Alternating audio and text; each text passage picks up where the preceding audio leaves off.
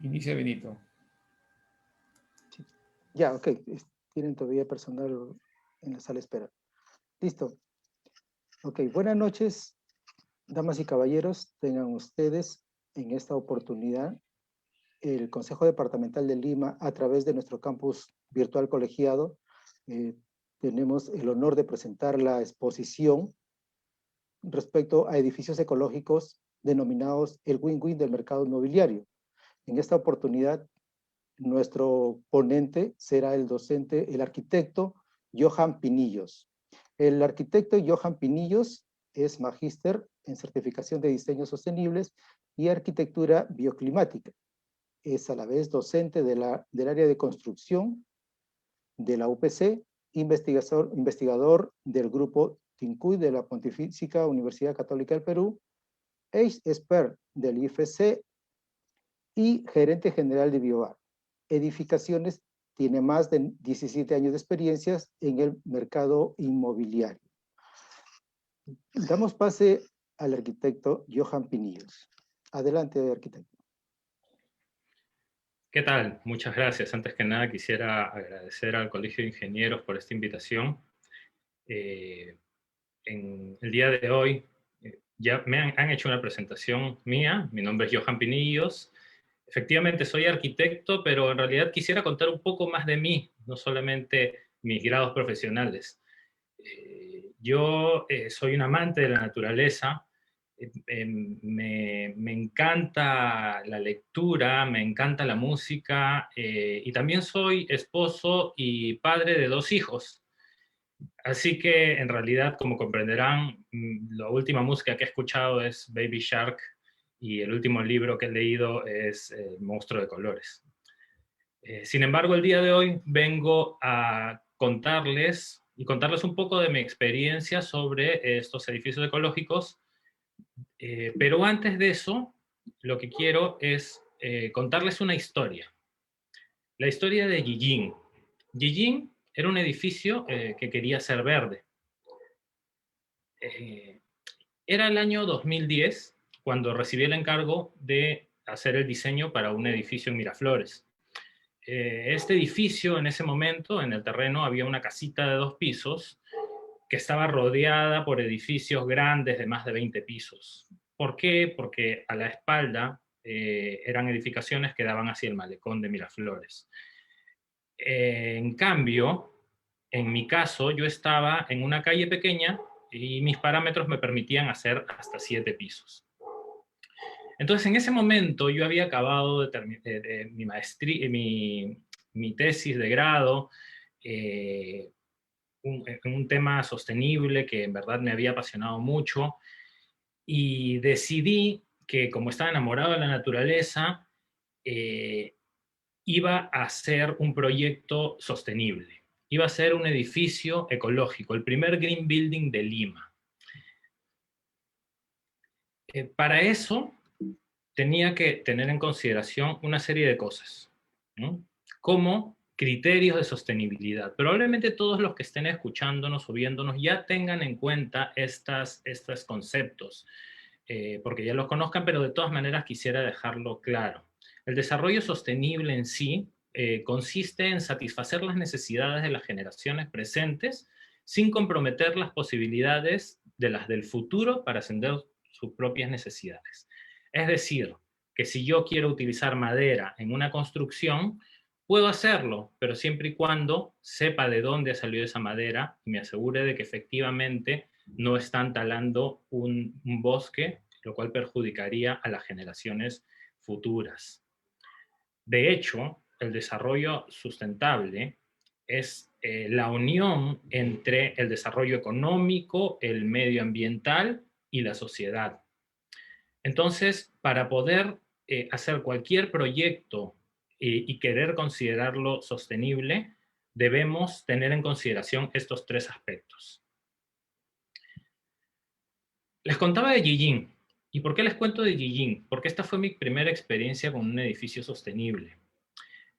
Pasó que al año siguiente, 2011, mi anteproyecto ya estaba listo, lo había presentado a la municipalidad, conceptualmente lo había desarrollado bastante bien, creo yo, era un proyecto con departamentos muy iluminados, bastante ventilados, había propuesto conceptos de ahorros energéticos, como por ejemplo sensores de movimiento, conseguí un ascensor súper vanguardista para el momento. El ahorro de agua también estaba considerado, con griferías ahorradoras, con sanitarios duales, y hasta le había hecho un techo verde. O sea, todo lo que permitía que mi proyecto pase a un siguiente paso, que era certificarse. De hecho, en ese momento yo estaba haciendo números para poder certificar el proyecto con la única certificación que había en ese momento, que era la certificación LEED. Y en ese proceso de ir gestando el proyecto, me llegó un terrible y dolorosa noticia: el anteproyecto había sido desaprobado. A pesar de haber hecho una sustentación mejor que la de mi tesis, resulta que la comisión no le pareció apropiado en un terreno con 10 metros de frente permitir un edificio de 7 pisos y me redujo a 5.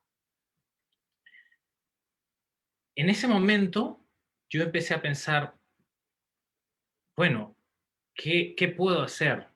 Y ahora que regreso y que pienso en lo que pasó en ese momento, me pregunto, ¿qué hubiera pasado si en el 2011 hubiera existido la ordenanza 510 ¿Saben qué es la ordenanza 510 No sé si todos la conocen, pero si no, dentro de poco les voy a explicar un poco sobre esta ordenanza. Pero sí, esta situación me hizo empezar a pensar en esta pregunta: ¿cómo lograr la sostenibilidad en el sector inmobiliario si hay tantas trabas para que un proyecto que se veía venir como un proyecto súper ecológico, sostenible y positivo para el medio ambiente no había podido obtener la licencia?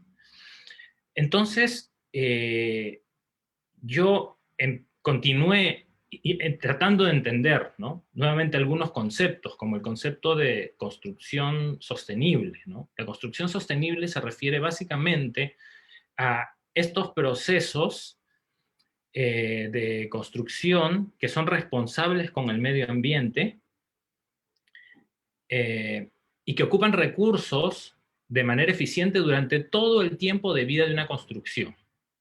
Y eso es importante porque no solamente estamos hablando de que el proceso de construcción sea ecológico, no significa que los desechos de la obra los disponga bien en un relleno sanitario apropiado o que recicle las cosas que puede reciclar, sino que sea consciente de que el tiempo de vida que va a tener la edificación, esta edificación sea sostenible, ahorros energéticos.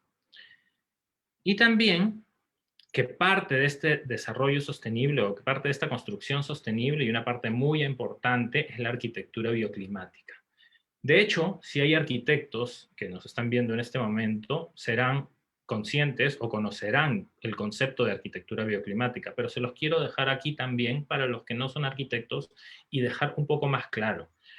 La arquitectura bioclimática consiste en el diseño de edificios teniendo en cuenta las condiciones climáticas del lugar, aprovechando los recursos disponibles, recursos como el sol, la lluvia, los vientos.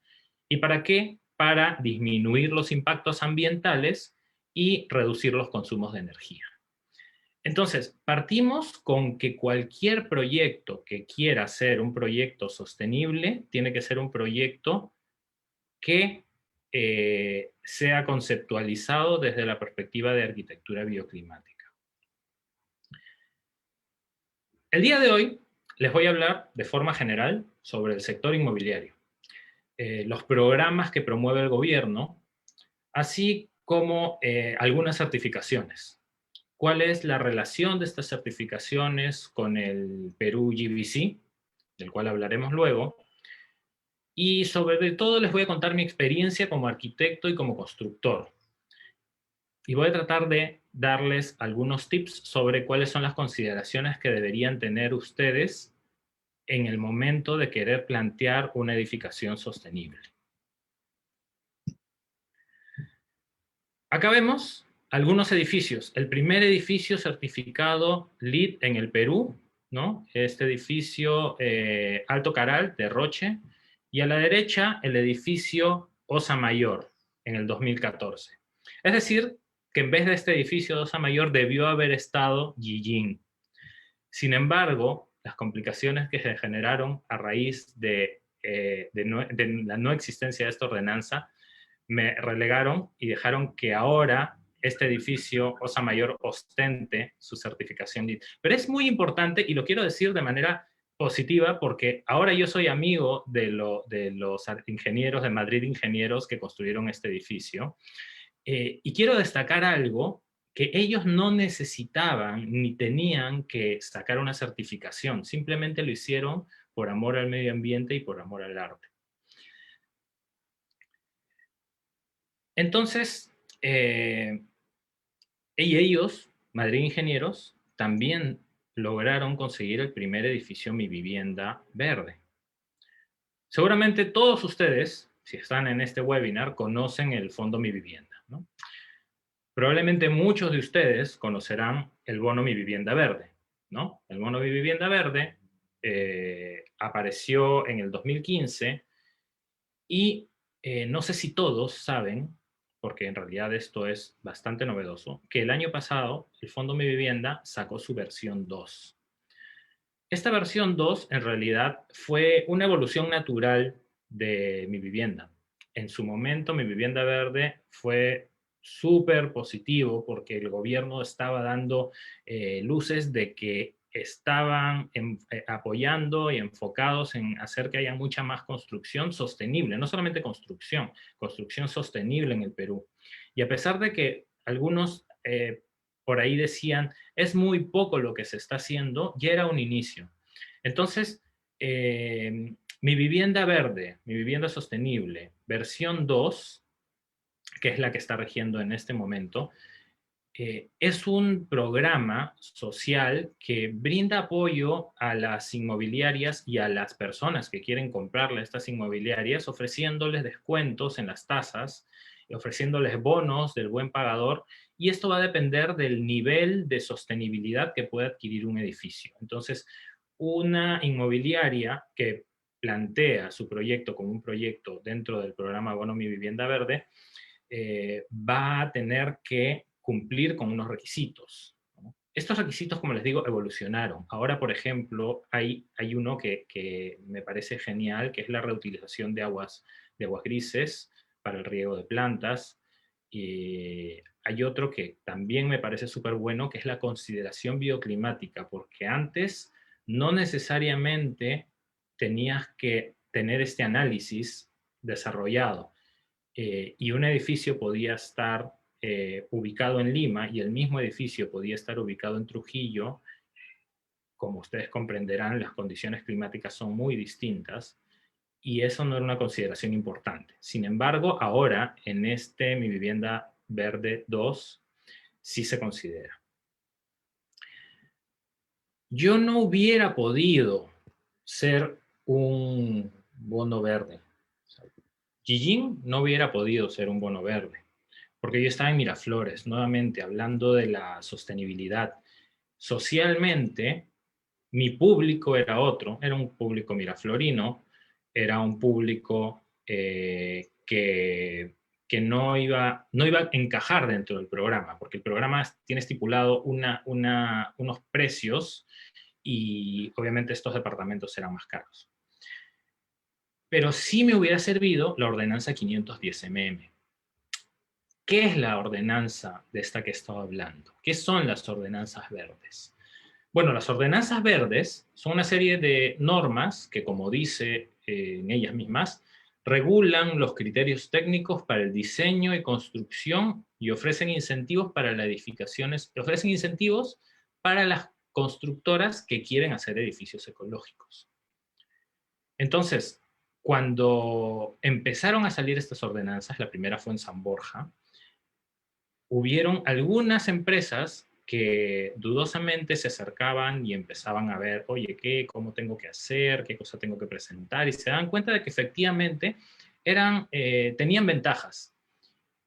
Pero también habían algunos vecinos que decían, ¿cómo puede ser que vayan a construirme un edificio 2 pisos más alto que el mío? Va a haber mayor densidad, van a haber más carros, van a haber más niños y todo lo que los vecinos a veces pueden decir. Y esta ordenanza, esta primera ordenanza de San Borja fue cambiando, pero sin embargo la siguen teniendo en una versión modificada y es ventajosa, es muy ventajosa, pero hay que entenderla y hay que analizarla. La ordenanza de Miraflores, por ejemplo, podría permitir tener 2 pisos más. El otro día un cliente se acercó y me dijo, arquitecto, yo estoy comprando un terreno y quiero que usted me diseñe un edificio que tenga 2 pisos más porque voy a aplicar a las CEPRES. Y yo, ok, vamos a ver, ¿en qué ubicación está? Ah, está en este lugar. Y yo le dije, mira, lamentablemente en este lugar no se puede aplicar los 2 pisos, porque la ordenanza es específica. Le pueden dar 2 pisos en algunos lugares. Imagínense ustedes que compran un terreno en la Huaca Puquiana con la imagen voy a hacer el edificio más alto, ¿no? Todos saltan porque es una zona que está protegida. Entonces, no nos van a permitir construir más en algunas zonas. Donde sí, en algunas avenidas, frente al Parque Kennedy, en avenidas principales, podríamos lograr tener mayor altura. Pero, sin embargo, sí hay otros beneficios, como en la ordenanza de Surco, o la de Miraflores también, en la que, por ejemplo, nos permiten reducir el área de los departamentos, y ahí a los inmobiliarios se les paran las orejas y dicen, ¿en serio puedo reducir? Porque a mí me estaban diciendo que el departamento de 3 dormitorios tiene que tener 130 metros cuadrados y no hay forma de que yo haga departamentos de ese tamaño. Sí, se puede, y eso va a depender del nivel de certificación. En Miraflores les da, dependiendo del nivel de certificación al que se quiera llegar, hay más o menos beneficios y más o menos requerimientos. Como les digo, lo importante en este momento es leer las ordenanzas y saber cuáles utilizar, de qué forma utilizar. Esta ordenanza de Miraflores se generó, se gestó, se desarrolló de la mano del IFC y del Perú GBC, el Perú Green Building Council, que es esta organización internacional cuya sede en Lima apoya y está enfocada en el desarrollo de mayores iniciativas que rodeen al tema de sostenibilidad.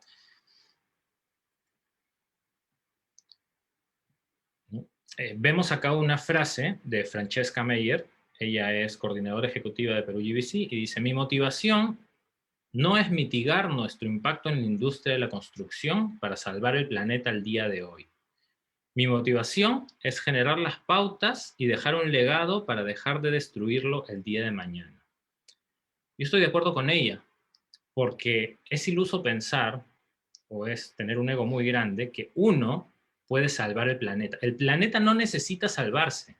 El planeta no va a destruirse a causa del hombre. Puede haber cambio climático, puede subir la temperatura, eso puede generar muchos problemas, pero en realidad el planeta va a seguir ahí. Y nosotros tenemos que enfocarnos en disfrutar este planeta, vivir con la madre tierra. Eso es lo importante que tenemos que considerar. El Perú Green Building Council está enfocado, entre una de sus cosas, en generar estas certificaciones. ¿Y cuáles son las certificaciones sostenibles? Las certificaciones sostenibles son las que vemos acá. Por ejemplo, arriba estamos viendo la certificación LEED, de la cual probablemente ustedes hayan escuchado, he hablado un poco de ella antes. La primera imagen que hemos visto es un edificio certificado LEED, y la forma en la que en la que el LEED califica o certifica sus proyectos es a través de un sistema de puntos. Todas las certificaciones tienen distintas formas. Muchas veces a mí me han preguntado, arquitecto, ¿cuál es la mejor certificación? Y yo nuevamente les digo, depende. Lo importante es conocerlas. Como les digo, estas certificaciones que vemos acá son un requisito y son el factor común que hay en todas las ordenanzas municipales. Las ordenanzas municipales exigen una certificación. Y esta certificación, como la LEED, como les decía, va definiendo su nivel según la cantidad de puntos que uno va cumpliendo. Ahora, ¿de dónde salen estos puntos? Salen de una determinada cantidad de ítems que nosotros decidimos cumplir. Por ejemplo, si nosotros queremos tener un LEED Silver, vamos a pensar, no vamos a pensar cómo los vamos a conseguir, sino vamos a centrarnos ya en nuestro proyecto y ver, ok, si estamos aquí y queremos hacer un proyecto de este tipo, ¿cuáles son los puntos que sí o sí podemos lograr? Y llegamos hasta un nivel de puntos. Quizá eso sea suficiente y quizá digamos, mira, pero dentro de poco podemos llegar a un LEED Gold haciendo esto, esto y esto. Entonces, se van sumando los puntos, y estos puntos nos van permitiendo aumentar nuestro nivel. BREEAM es una certificación inglesa. Es una certificación inglesa que se desarrolló, es una de las primeras certificaciones que empezó a investigar sobre estos procesos. Y su sistema es distinto, su sistema es con porcentajes. Si un edificio llega a tener un nivel de sostenibilidad de 45%, ya se certifica como good. Y de ahí va aumentando hasta un sobresaliente que podría ser con un score de 85%. Y hay diferencias, sí, entre uno y otro. Por eso es que a veces es importante decir, ok, mientras en esta certificación yo puedo cumplir con estos ítems, en esta otra podría cumplir con estos otros. Y en tercer lugar está la certificación EDGE.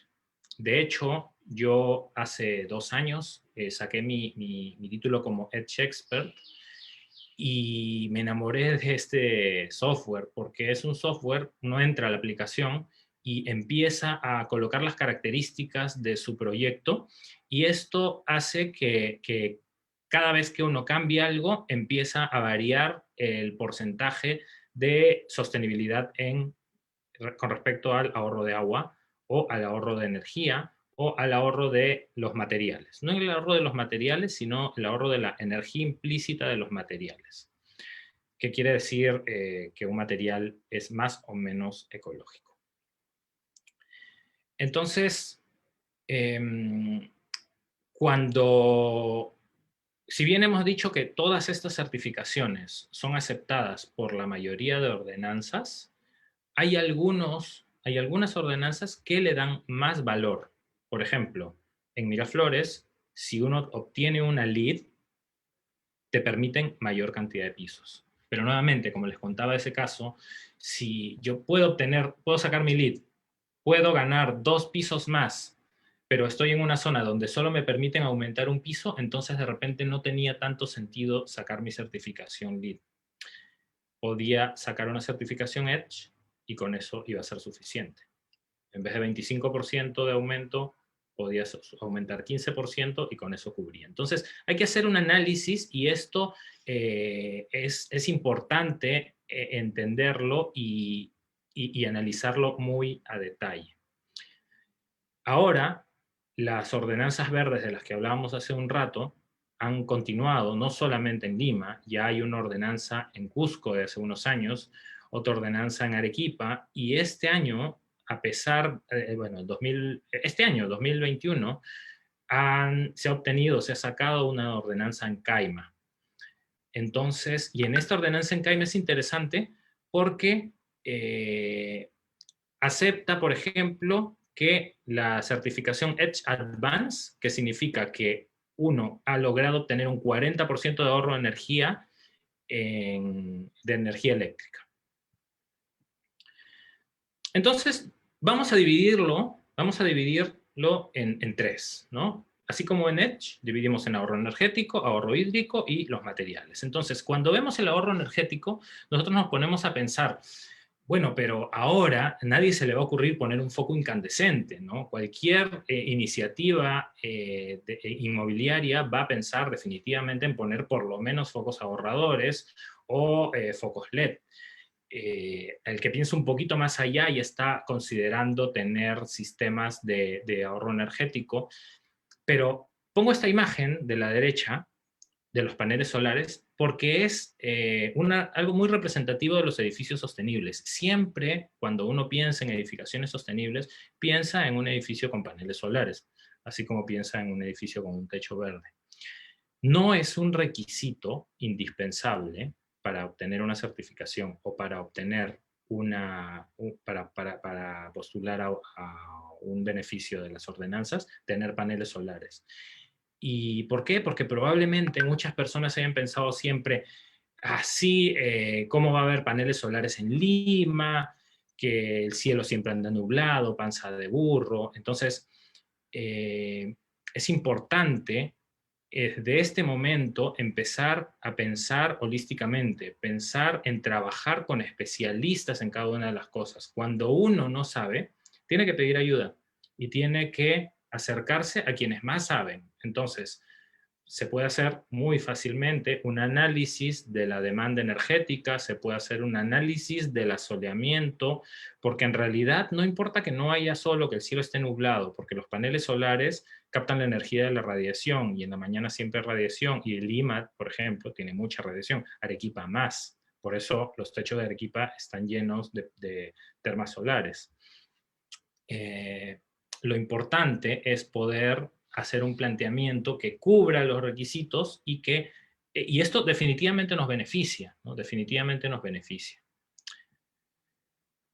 El otro punto es el agua, ¿no? El agua es súper importante. Tenemos acá una frase del ingeniero Jorge Albinagorta. Dice, la cultura del agua representa, perdón que no puedo ver con esto acá, ya.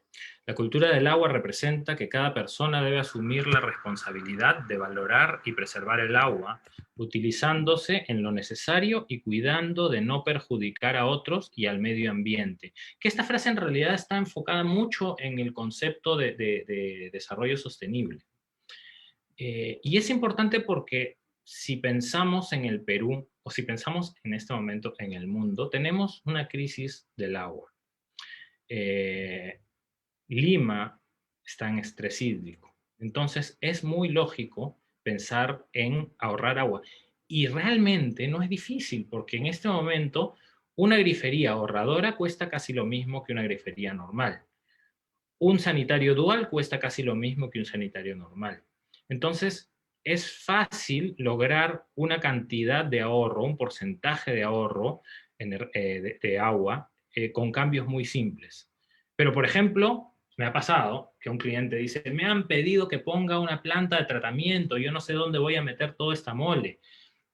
Pero no es así, porque nosotros no necesitamos potabilizar el agua para tomarla. El agua ya llega potable, entra a nuestra red y mucha de esa agua se desperdicia. Por ejemplo, el agua que nos duchamos es un agua bastante limpia, el agua con la que nos lavamos las manos es un agua bastante limpia. Entonces, el simple hecho de crear una red paralela de aguas grises que vaya a una pequeña cisterna, que pase por un proceso de limpieza y volver a bombearla a las áreas verdes o a los inodoros, ya está generando un ahorro de agua. Quizá algunos nos dicen, pero el agua en Lima es barata. Eso es hoy. No sabemos cuál va a ser el costo dentro de algunos años. Y como hemos dicho desde el principio, tenemos que pensar en el edificio, en el tiempo. Entonces, es importante tener en cuenta estos planteamientos y poder decidir de qué forma los podemos aplicar de manera más eficiente. Green Building, o los edificios verdes. Queremos que no solamente un edificio sea sostenible, sino que también lo parezca. Y la mejor forma de hacer que un edificio parezca sostenible es que tenga plantas. Acá podemos ver, por ejemplo, el edificio One Alicorp, que tiene un techo verde y a la derecha podemos ver un parque en Miraflores. No, perdón, no es un parque, es el techo de este edificio, como se ve ahora. Miren cómo evolucionó y cómo creció este parque aéreo que generó la arquitecta Eileen Dancourt en este edificio. Esto es un ecosistema trasladado a un edificio. Aquí hay pájaros, hay mariposas, hay abejas. Es placentero para la vista, para los sentidos y para el cuidado del medio ambiente, sin hablar siquiera de que muy probablemente la sensación de el que está en el piso de abajo, la sensación térmica es mucho menor versus estar debajo de una losa de concreto. Esa capa vegetal hace que el sol del verano no se transmita de manera tan rápida. Y el paisajismo sostenible o la decisión de qué árboles tomar también es un tema especializado. No podemos decidir poner cualquier cosa. En las ordenanzas son muy específicos con plantear, por ejemplo, plantas nativas o con poner plantas xerófilas. Entonces, el diseño de estos ambientes es muy importante que sean de manera apropiada. Y el tercer punto son los materiales. Los materiales ecológicos. Como hablaba, por ejemplo, en todas estas certificaciones hay un nivel de puntaje sobre los materiales y en el caso de la certificación LEED piden que analizar la edificación en todos sus aspectos, desde los techos, los cerramientos, los muros interiores, el tipo de ventanas que puede haber. Entonces, es importante para nosotros escoger bien nuestros materiales. Estoy poniendo un video de un bosque reforestado y pongo el sello del FSC porque nosotros no sabemos qué madera compramos. La madera es linda, es súper cálida, es perfecta para la arquitectura, sostenible, siempre y cuando ésta venga de un bosque certificado y tenga una cadena de custodia apropiada. Entonces, porque si no, nosotros decimos, qué linda esta madera, voy a comprarla, y no tenemos idea de dónde ha salido. Y si nosotros no sabemos de dónde ha salido, muy probablemente esa madera haya sido de tala ilegal. Entonces, hay que ser conscientes de la importancia que tienen los materiales. Y dependiendo del proyecto que vamos a hacer, qué materiales elegir. Por ejemplo, yo soy docente de la UPC en un curso de construcción de materiales naturales y en el cual trabajamos mucho con adobe. Me encanta la construcción con adobe. Si el día de mañana me piden diseñar una casa en Pachacamac o en el Valle Sagrado, yo voy a proponer hacerla con adobe o con tierra pisonada, por la calidad de ese material y porque el adobe sale de la tierra y el día que tumbamos la casa, ese adobe vuelve a la tierra. Entonces, su huella ecológica es cero, no es nada. Pero obviamente no voy a proponerle a un cliente de un inmobiliario, pero hagamos un edificio de 7 pisos en adobe, vamos a innovar. Obviamente no. Es importante tomar decisiones apropiadas con respecto a la utilización de los materiales. Edge tiene un cuadro a la hora que uno ingresa la información sobre el tipo de losa, por ejemplo. El tipo de losa, ponemos una losa aligerada. Como Edge compara nuestro proyecto nuevo con un proyecto promedio dentro de la misma ciudad en la que estemos planteando, el tener mejoras en los sistemas ya hace que podamos obtener más puntaje. Es más, para los que deseen restaurar una edificación, todo lo que dejemos es considerado reciclaje. Si nosotros tenemos una casa vieja y la queremos transformar en una oficina y rescatamos la estructura, rescatamos los muros y rescatamos la madera, todo eso que vamos a volver a utilizar es reciclaje y está haciendo que no se consuma una cantidad, un porcentaje de energía para producir los nuevos materiales. Y eso es buenísimo. Entonces, ¿cómo podemos aplicar la sostenibilidad en su sector? A ver, y quisiera que cada uno de ustedes piensen desde su perspectiva, desde su especialidad, cómo podemos aplicar esto que hemos estado conversando. Para los alumnos de arquitectura, de repente están practicando en una empresa y con una constructora, y ¿por qué no hablan con el gerente, con el gerente de proyectos, y le dices, mira, he visto esto de las ordenanzas, ahora que estamos buscando un terreno, ¿por qué no vemos en tal lugar? O, por ejemplo, si nosotros somos ingenieros eléctricos, investiguen un poco más, seguramente tienen conocimiento sobre los paneles solares, pero ese conocimiento va a la velocidad de la tecnología, va quedando obsoleto muy rápidamente. Entonces, investiguémonos, metámonos a todos los webinars, a todos los eventos y a todos los cursos que se puedan para tener más información sobre las nuevas características de estos paneles solares o de estos sistemas de ahorro energético. Chicos, métanse, aunque sean mi competencia, métanse a especializarse, porque la única forma de que el sector se vuelva más sostenible es que hayan más personas que quieran hacerlo. Y ahí viene la pregunta, ¿por qué win to win? Win to win significa ganar, ganar. Y yo lo planteo de esta forma. Cuando uno hace un edificio sostenible, gana la inmobiliaria. Gana la inmobiliaria, obviamente, porque va a tener, ya sea el bono de vivienda, o va a tener una mayor cantidad de pisos o menor área, por ende, económicamente va a ser mejor. Incluso el hecho de simplemente tener un edificio sostenible ya capta otro tipo de público. Estaba leyendo hace unos días que a pesar de la pandemia, Miraflores ha sido el año pasado uno de los distritos con más proyectos, y la cantidad de proyectos certificados en Miraflores cada vez está subiendo más. Y muy probablemente esto sea a raíz de la ordenanza 510 y la siguiente que sacaron después. Entonces, es importante que nosotros tengamos en consideración. Pedro, por favor, cualquier pregunta la podemos dejar para el final.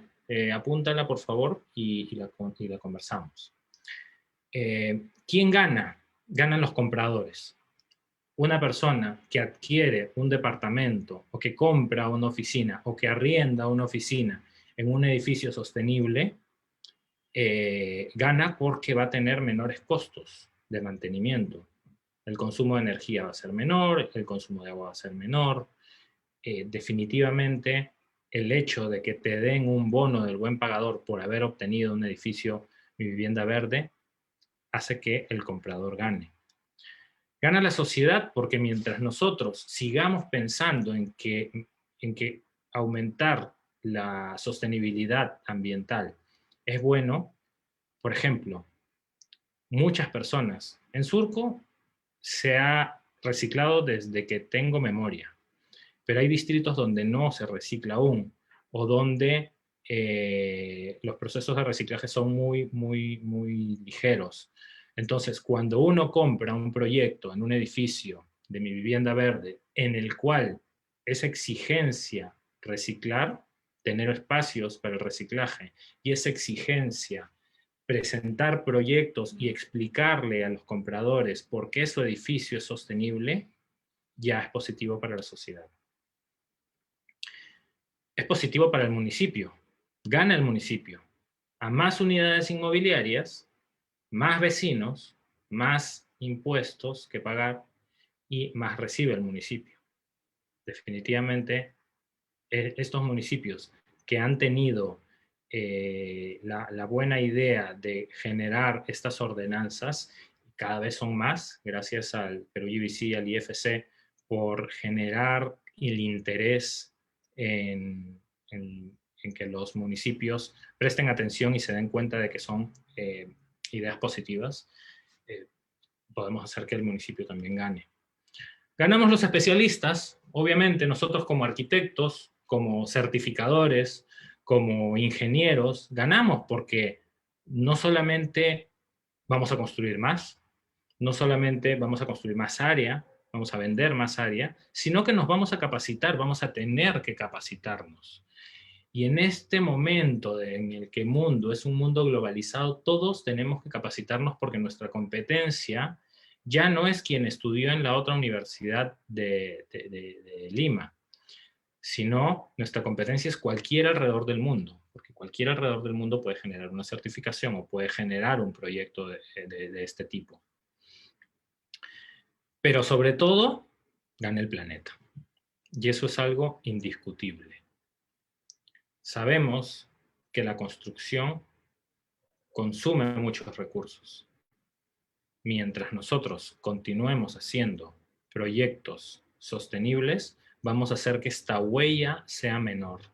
Y estamos en buen camino. Yo siento que estamos en buen camino. Yo creo que nosotros, y con todos los que están participando el día de hoy en este webinar, y que todos los que continúen interesados en el tema, vamos a lograr que tengamos un planeta que se mantenga siendo hermoso como lo es hasta ahora.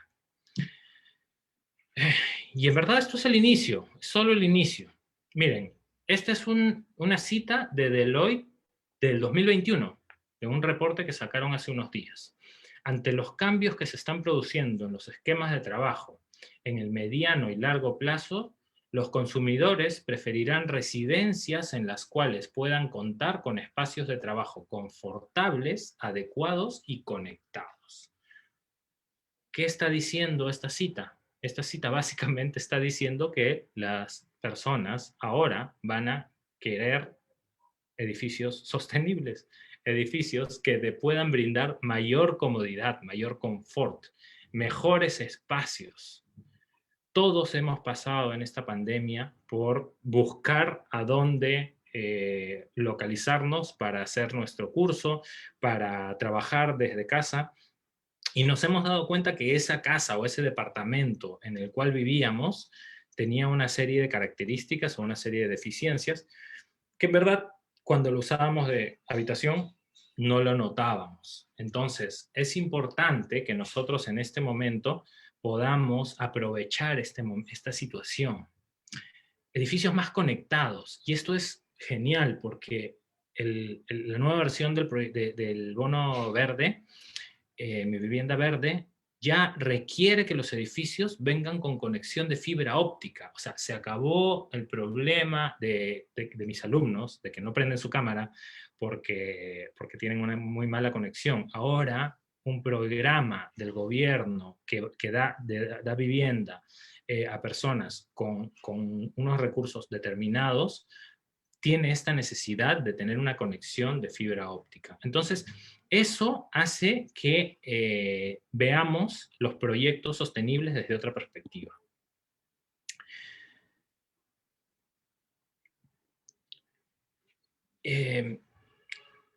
¿Y cómo se ve, cómo vislumbramos el futuro? El futuro, para mí, está en la palma de nuestras manos. El futuro está a la vuelta de la esquina, lo tenemos en el celular. Todos tenemos un celular inteligente, desde el cual podríamos manejar la domótica. ¿Qué es la domótica? Son estos procesos por los cuales transformamos nuestros edificios en edificios inteligentes. Muchos de estos edificios que han sido certificados ya son edificios inteligentes, que saben quién está dirigiéndose a qué piso para controlar de manera eficiente los ascensores, que saben quiénes están en cada uno de los ambientes para controlar el aire acondicionado y no estar gastando tanto, que saben quiénes van a estar de qué hora a qué hora en algunos ambientes para abrir o cerrar las cortinas o las ventanas, o prender o apagar las luces. Y nosotros desde nuestra casa podríamos hacer lo mismo, programando muchas de las cosas desde un panel o desde un celular. desde la lavadora, a qué hora se enciende, desde climatizar un ambiente, porque nosotros en Lima, yo estoy en Lima, yo hablo de nosotros en Lima porque yo estoy en Lima, estamos acostumbrados a tener un clima muy templado, ¿no? En Lima no hay ningún clima extremo y lamentablemente los arquitectos que estudiamos en Lima diseñamos pensando que así es en todo el mundo y en realidad es muy distinto. Entonces, pensemos en que la tecnología nos ayuda y nos ayuda muchísimo para poder hacer que generemos proyectos que sean eficientes, que utilicen estas herramientas para volverlos más amigables y más, como digo, inteligentes.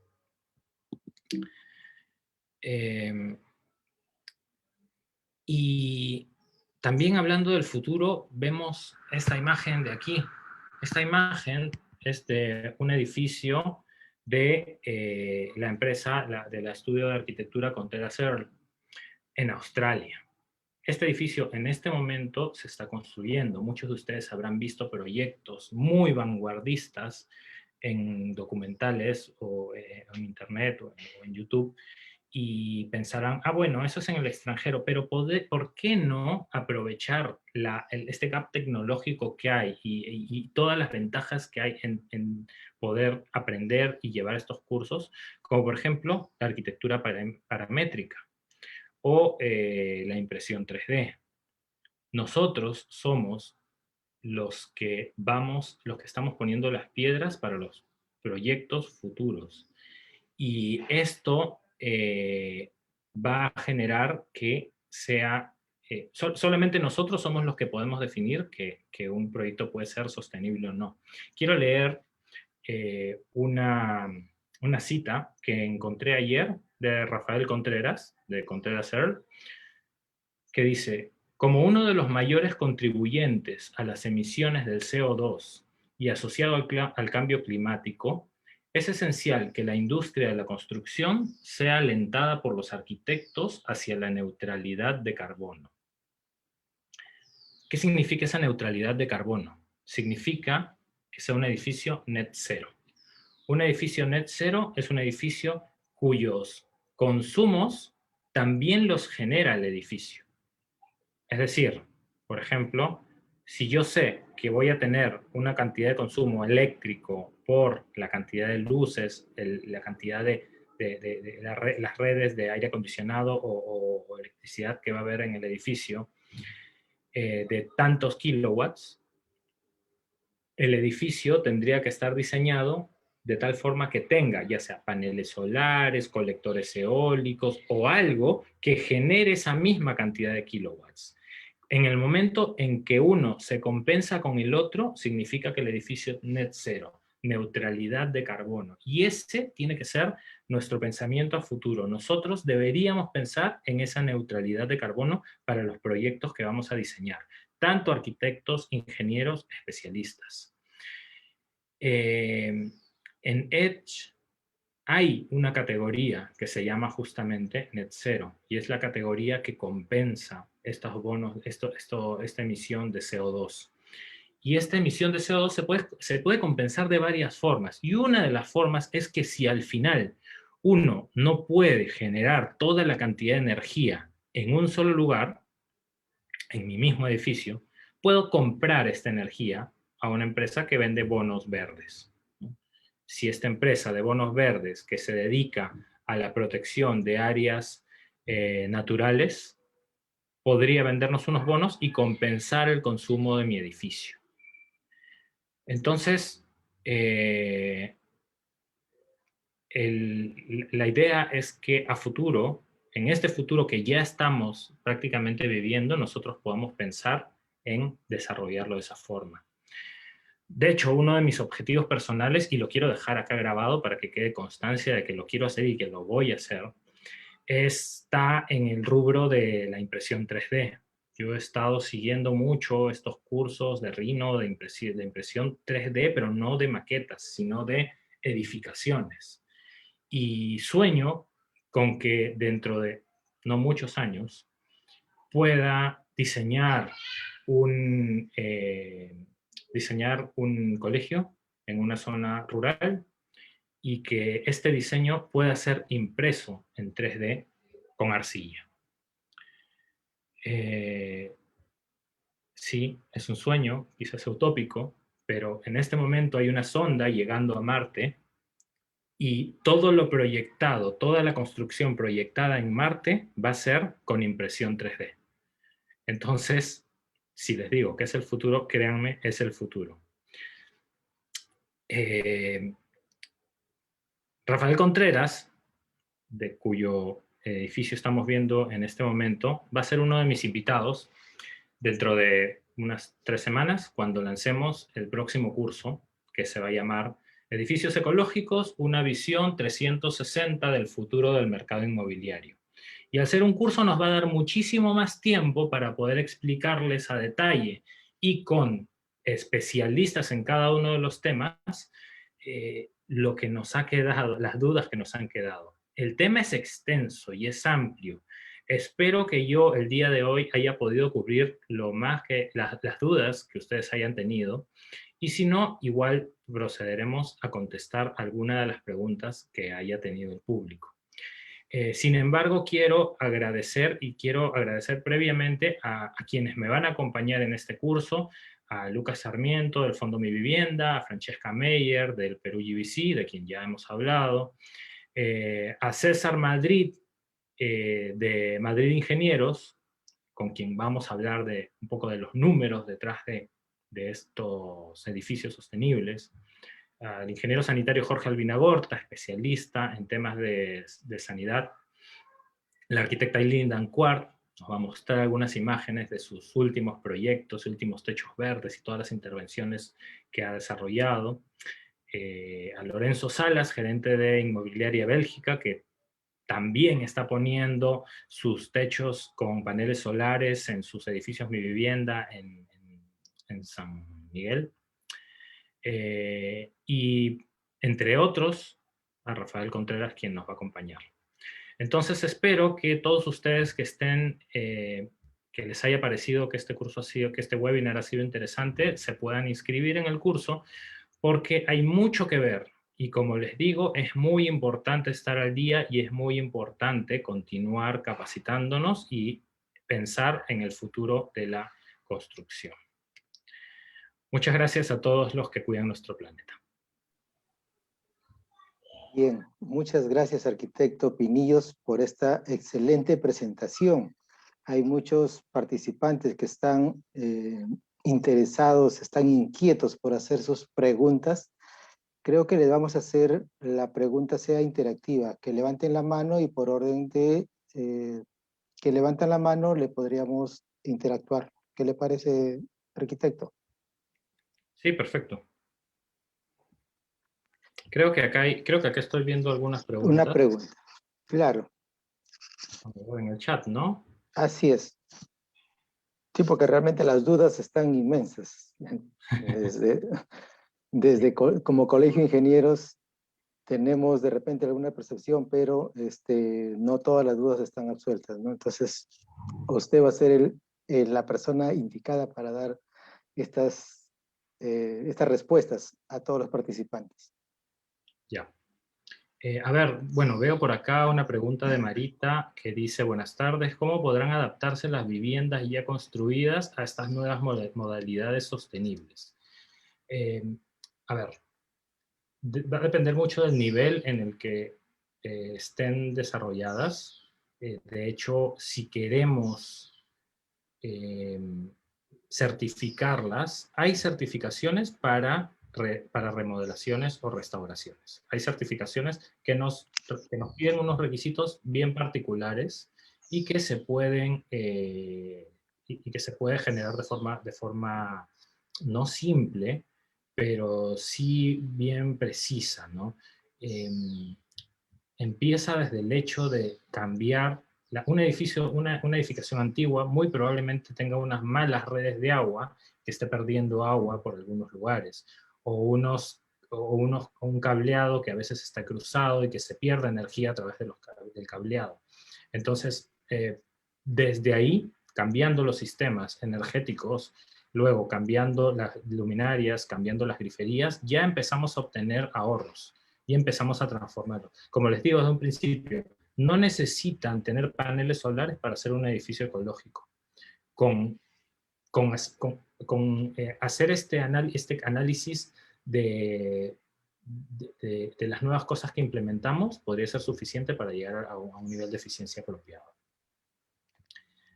Bien, creo que le respondemos o hacemos interactuar al señor Pedro Moscoso para que, ya que está levantando la mano durante la exposición. Sí, Pedro. ¿Cómo estás, Pedro?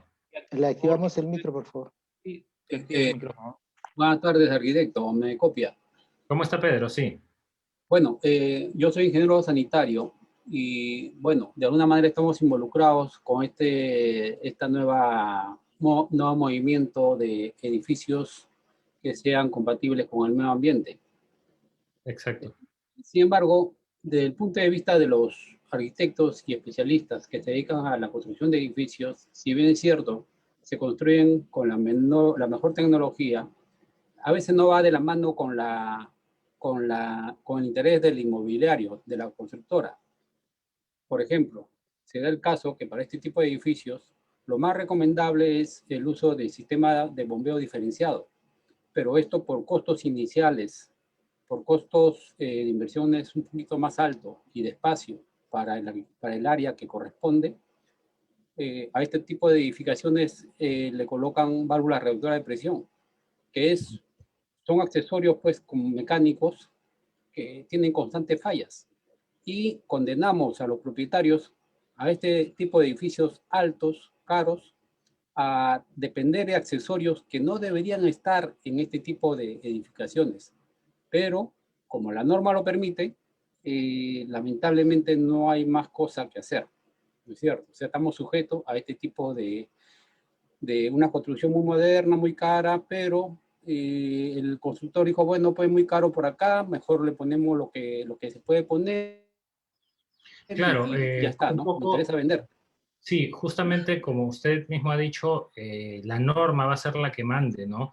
Lamentablemente, hasta que no se cambie, se modifique o se vuelva más específica la norma, uno está con las manos cruzadas. Sin embargo, cuando uno ya empieza a invertir en proyectos sostenibles y decide, por ejemplo, tener una certificación, hay requisitos energéticos de, por ejemplo, eficiencia de estas bombas, ¿no? Eficiencias de estos sistemas. Entonces, si bien no nos lo regula, por un lado esto nos lo puede regular o nos puede dar estos requisitos nos van a orientar un poco más hacia tener que poner un producto mejor o un sistema mejor desde esa perspectiva.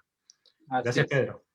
Una segunda pregunta, por favor, la última, de cortito. Sí. Con respecto a las plantas de tratamiento de aguas residuales, si bien es cierto se proyectan este tipo de edificios, pero como usted ya indicó en su exposición, los costos de agua aquí en Lima son baratas, entonces el costo inicial de construcción con una planta de tratamiento inicialmente es muy aplaudido, muy viable, área de estacionamiento, mayores alturas, se beneficia el constructor, pero la planta a la larga queda en desuso, porque en realidad, como usted dice, pues el costo de la planta del agua en Lima es barata y los propietarios de repente no existe esa conciencia ambiental como usted lo tiene y algunos especialistas lo tienen, y queda pues en desuso, ¿no? Ese también es un vacío que nosotros, no sé, nos vemos a veces con el qué hacer, ¿no?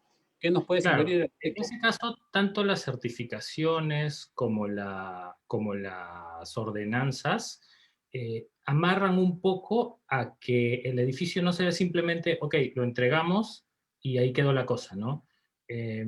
Se requiere incluso que en las minutas de compraventa para los departamentos uno se comprometa a continuar con estos conceptos, a continuar a mantener estos conceptos de ahorro energético, para el bienestar de toda la comunidad que puede vivir en ese edificio. Entonces, por eso es importante, antes de empezar cualquier proyecto, leer muy bien la letra chiquita, ¿no? Sí, y es más, también los compradores de los departamentos, cuando compran un departamento, un edificio sostenible, ellos también tienen que comprometerse a mantenerlo sostenible. Muchas gracias.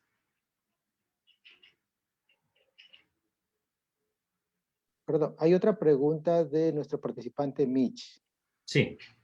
Habilitamos el micrófono, por favor.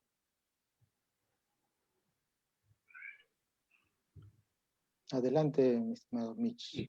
Muchísimas gracias, arquitecto Johans. Brillante presentación, en realidad. Mi profesión es la de ingeniería ambiental.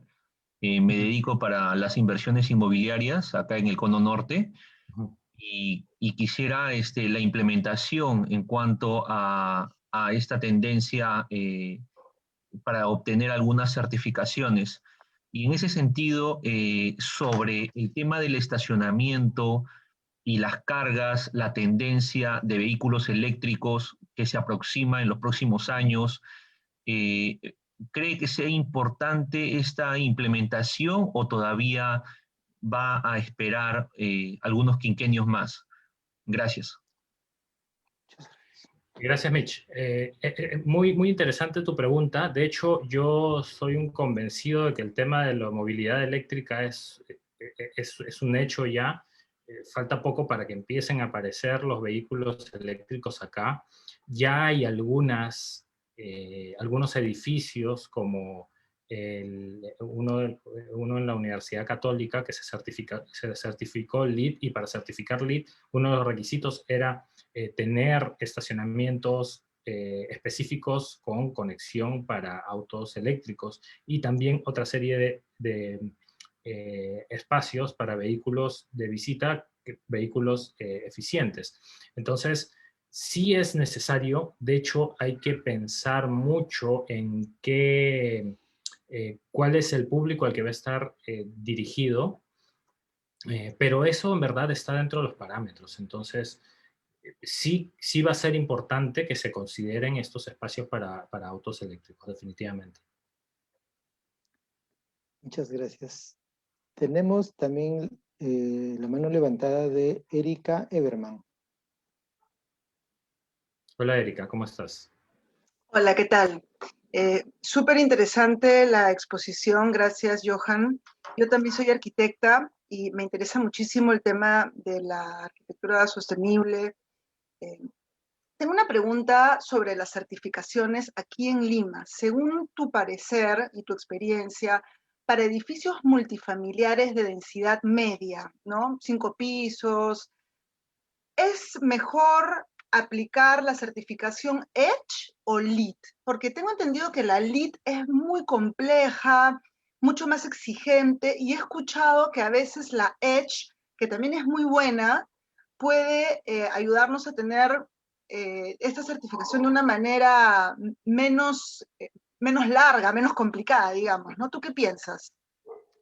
Bueno, partimos de que la certificación EDGE fue desarrollada, pensada en que se trabaje en países en vías de desarrollo.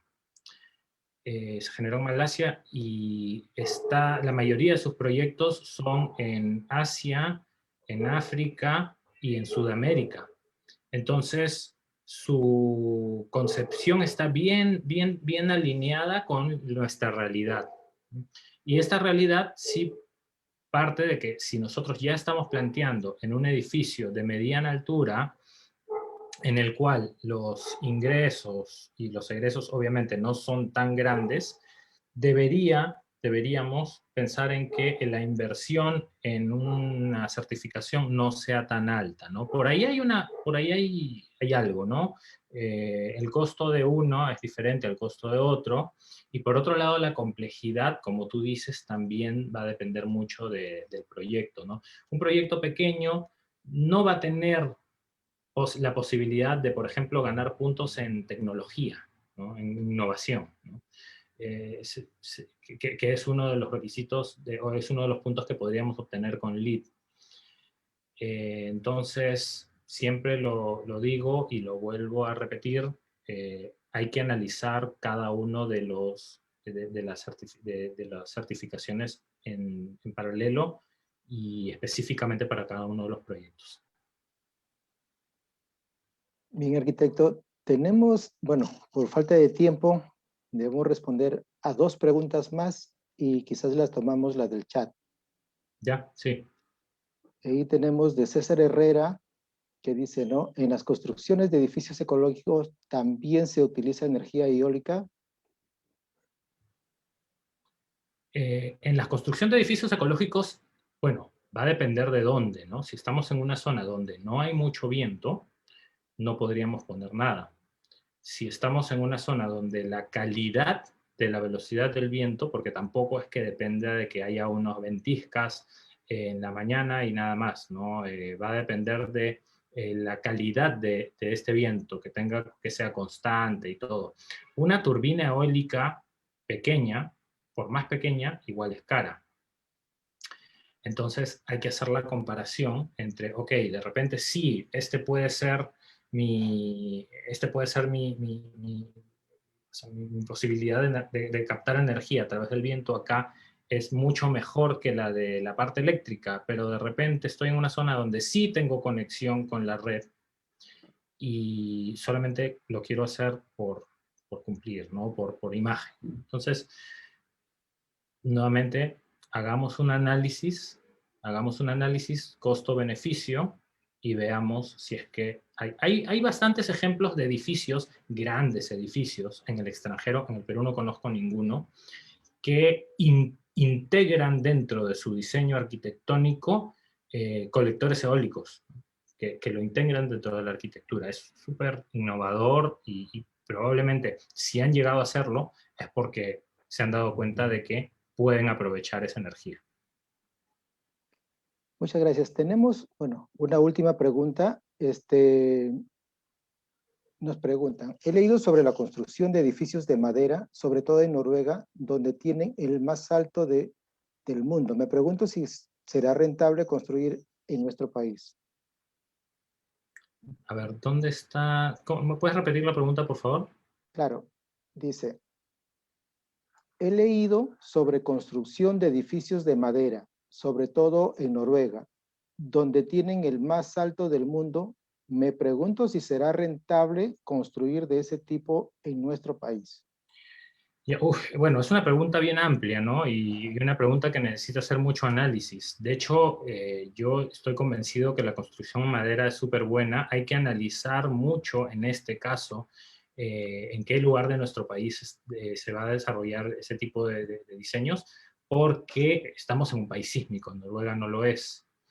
Entonces, este criterio de antisísmico se tiene que revisar muy bien. La madera es flexible, por ende no habría tanto problema en hacer un edificio de madera, pero sí probablemente meter algunos componentes que lo rigidicen o que hagan que... Yo creo que por ahí estaría más preocupado por el tema sísmico que por el tema de sostenibilidad. Por el tema de sostenibilidad, si lo van a hacer en madera, mi única recomendación sería que sea madera certificada. Muy bien. Bueno, hay muchas preguntas más, pero por el tiempo ya no podemos responderla. No sé si podrías colocar nuevamente tus datos en pantalla para que ellos lo tomen y puedan enviarte de repente un correo de información, un correo de solicitud de esa información y podamos compartir lo bueno que has expuesto el día de hoy. Sí, lo pongo en el chat. La página web de mi empresa es bioarc.net. Mi correo es el que está acá. Y nos pueden seguir en las redes, en Facebook como BioArc Edificaciones y en Instagram como BioArc Perú. Bien, muchas gracias. Voy a dar pase al ingeniero Soriano, quien va a ser la persona que finalice y agradezca por el evento. Me parece que por acá está nuestro gerente del C de Lima también. Adelante, ingeniero Soriano. ¿Qué tal? Ante todo, arquitecto Johan, le agradezco profundamente por su tiempo, su paciencia y su sapiencia, ¿no? Que ha contribuido a engaronar esta actividad o este evento, dando nuevos criterios con respecto al tema de la construcción, que es algo que la vez pasada yo hablé con usted y hablamos bastante y yo me quedé totalmente impresionado y admirado por lo que usted está haciendo. Inclusive hablábamos del tema de la casa puneña, de la casa piurana, ¿no? Hablábamos de cosas que en el Perú debiera haber y no hay, ¿no? Entonces, ¿y por qué no hay, no? Creo que es todo un debate eso, pero lo más importante es que ese criterio que usted ha empleado es un oxígeno bueno y nuevo que necesitamos.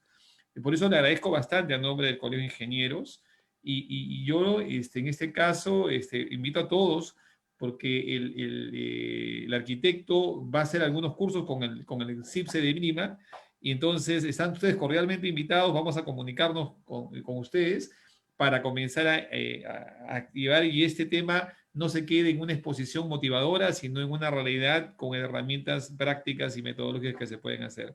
Muchas gracias, arquitecto, por su presencia y muchas gracias a todas las personas que han participado y se han mantenido muy atentas y han hecho sus preguntas. Muchas gracias y hasta una próxima oportunidad.